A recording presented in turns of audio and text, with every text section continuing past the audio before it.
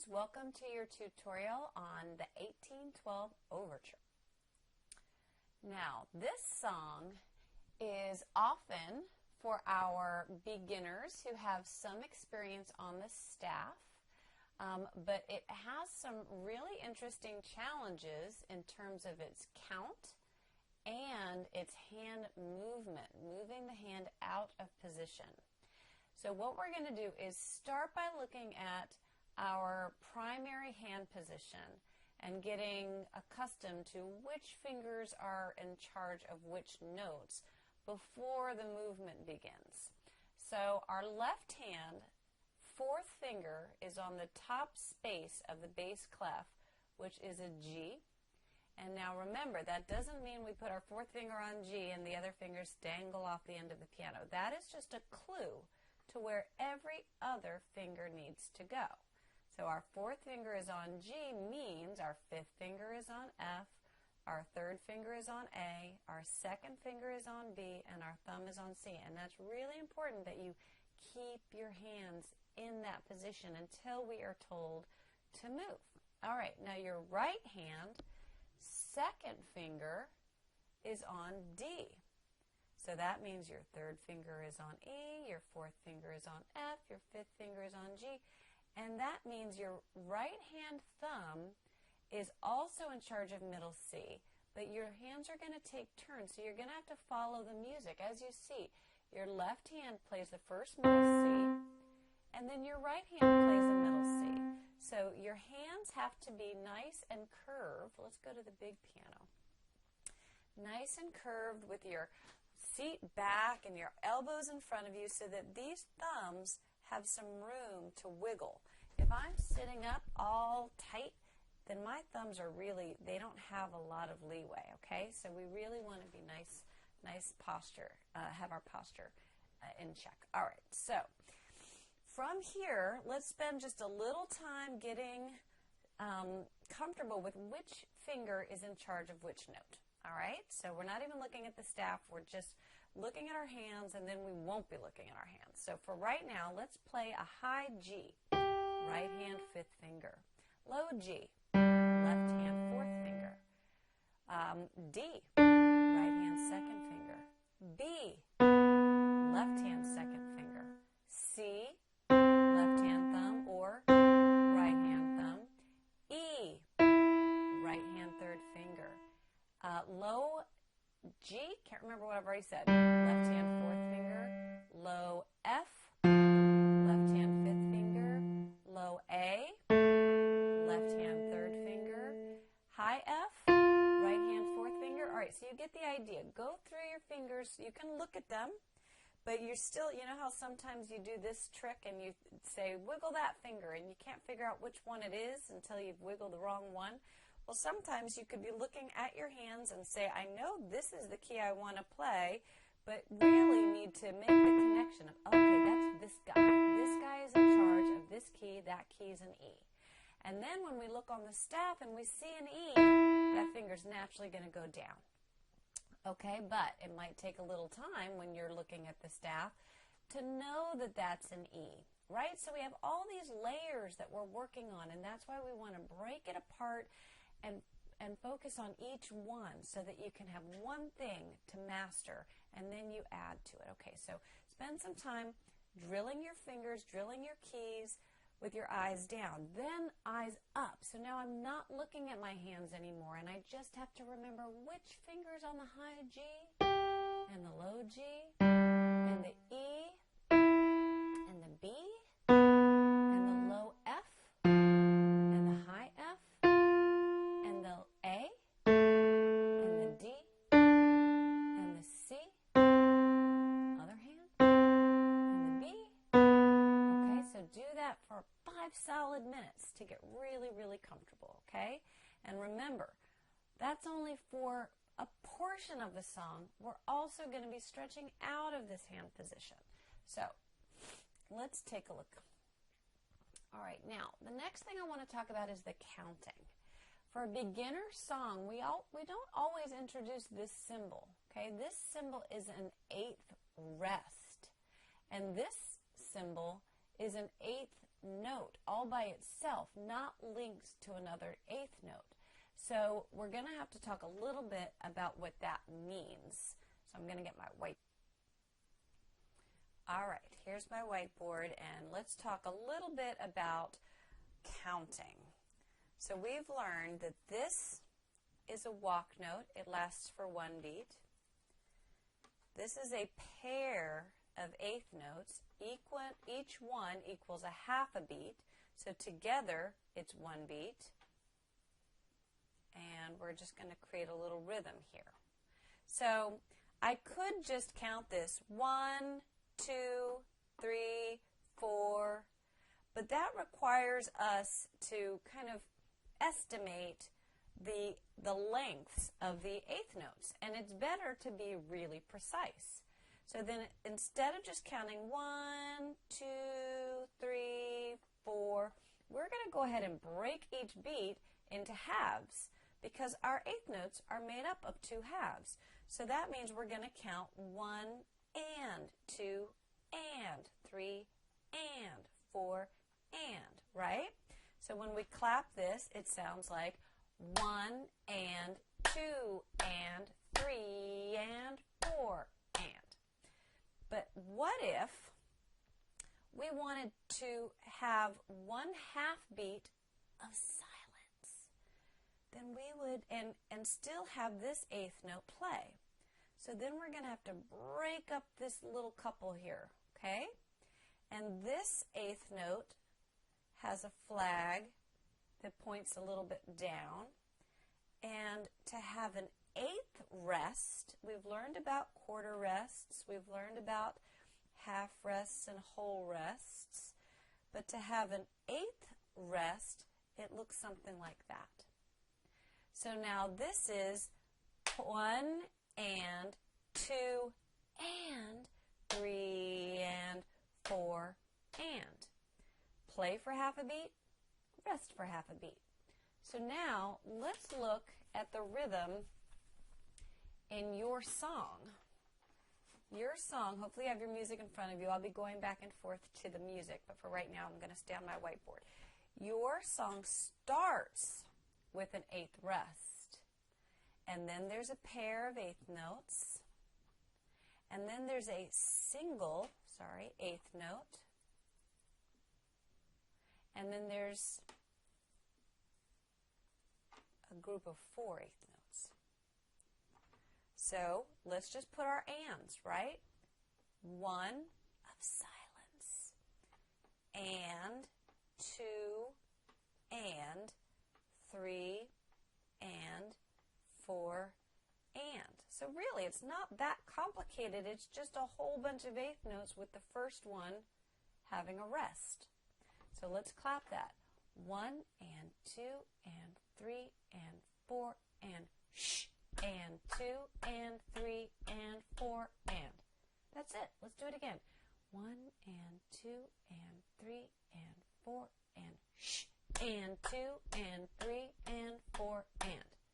That's it. And then your next measure has quarter, quarter, half. So we just have to keep the ands going. So this is 1 and 2 and 3 and 4. The half notes always sound nice and long with all these ands. So let's count both of these lines. 1 and 2 and 3 and 4 and shh and 2 and 3 and 4 and 1 and 2 and 3 and 4 and. Again, 1 and 2 and 3 and 4 and shh and 2 and 3 and 4 and 1 and 2, 3 and 4 and. That's it. Okay, so now let's look at your music. All right, so we've talked about where your hands go. Left hand fourth finger is on G, right hand second finger is on D. We're sharing C, and we're going to count with ands, and we're going to start with a rest. So now let's play this song until I stop, because I'm going to stop when we get to something tricky. All right, so I'm going to call out the letters and go nice and slow. 1 and 2 and 3 and 4 and rest. G, C, D, E, D, C, D, E, and C, and C, and 2, and rest. And 2, D, E,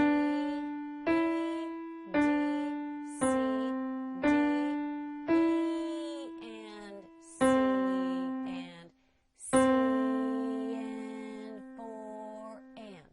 All right, so that was cool. That was the same pattern twice in a row.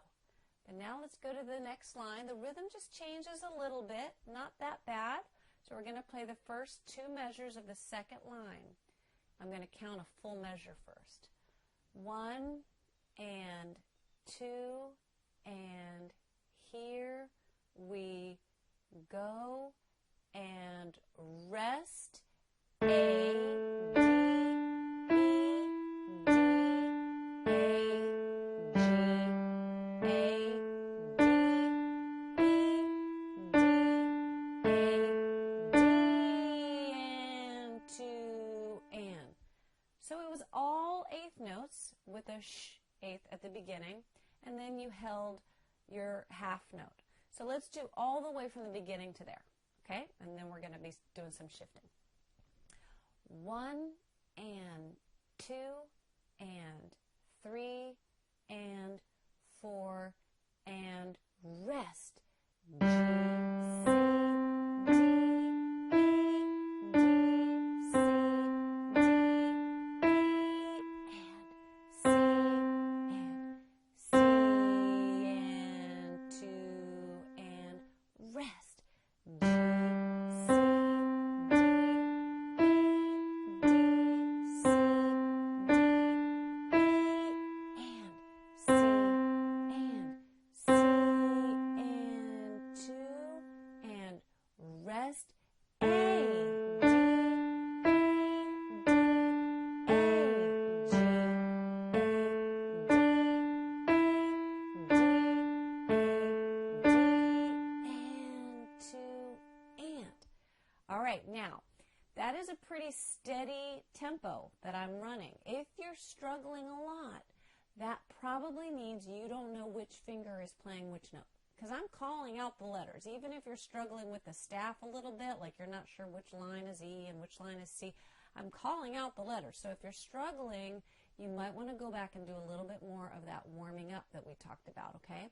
Because pretty soon I'm not going to call out the letters anymore. All right, so here we are. We have some crazy movement about to happen.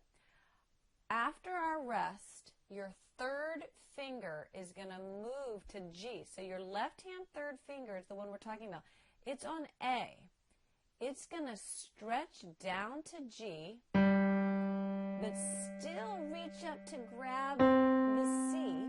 So that's a bigger stretch than you're used to. Right hand's going to play its D. Thumb's going to play the C again. Your third finger's already on this G, so we're ready to go there. And that allows your fifth finger to stretch down to an E. Third finger G again. Back up to that C again. We're kind of rocking back and forth between these 3 notes. Your D in the right hand. C again. Then down to the G. And then up to the C. Okay, so these 3 notes, let me go now to the big piano. These 3 notes, C, G, and E, become very important for this passage. So now look at your sheet music because I want you to see my hands nice and clear. We were in this position, and we have a rest, and then your third finger stretches down to the G, but your thumb is still ready to play the C. G, C, then your right hand plays D. We have another C, another G. Now we can lean down to our E, up to the G again. Next measure, C. Then that D in the right hand, another C, another G, and another C. So way that sounds is 1 and 2 and 3 and 4 and rest and 2 and 3 and 4 and 1 and 2 and 3 and 4 and then we move our third finger back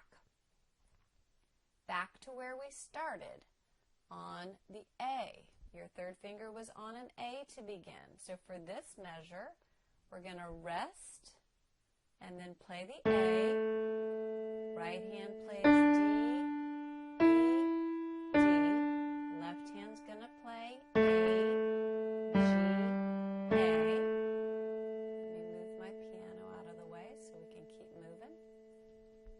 Right hand stays in position, D, E, D. Left hand plays A. Then we have the D again. Now here we go again. Left hand has to stretch. Rest and then G, C, D, C. Stretching down to that G again. E, up to G, up to C, D, C, down to G, up to C. All right, so all we did was repeat. We went back to our regular hand position and played a couple of phrases. Then we did our move again to the C's and the G's and the E's. And now we're going to move back again. And now we're playing something similar to the very beginning of the song. If you notice, your left hand started with fourth finger playing a G, and that's where this song started.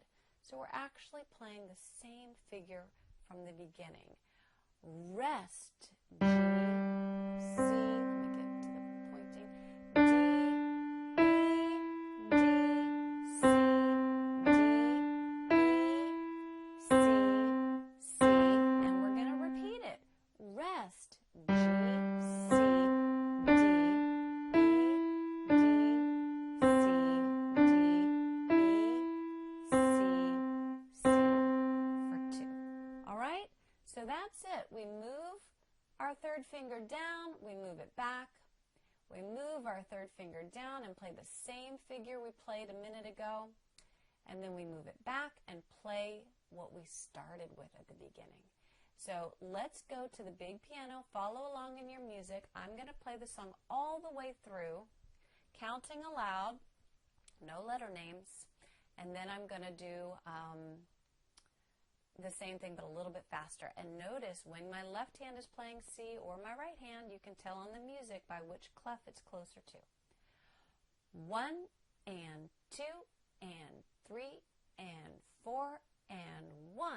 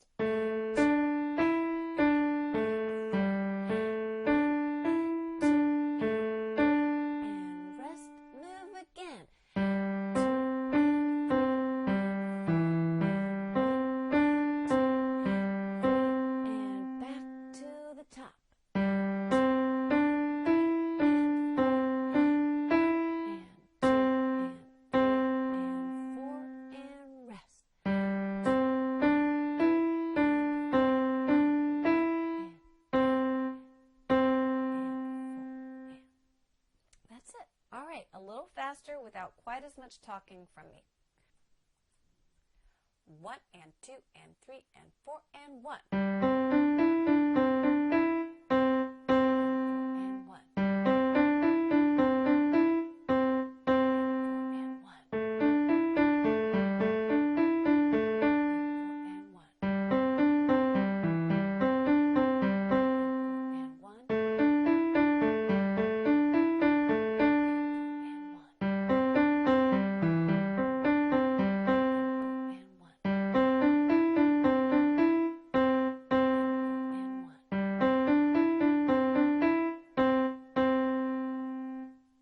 To get this song to that higher tempo, one of the hardest things is going to be the fast movements in your left hand.